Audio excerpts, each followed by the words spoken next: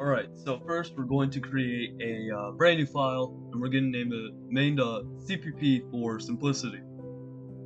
And now next we are going to need to import the main file, the main library. So we're going to hashtag include iostream. And next we are going to create the main function, which is where our code for this project is going to go.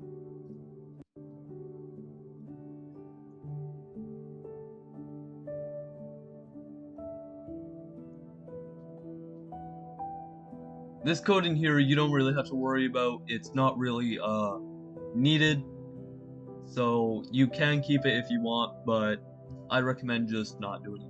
Alright, next we're going to print out, so we're going to std c out, and then hello world, and then we're going to use std end line to end our line, and then return 0 to I'll get into why it has to have a return statement in a later lesson.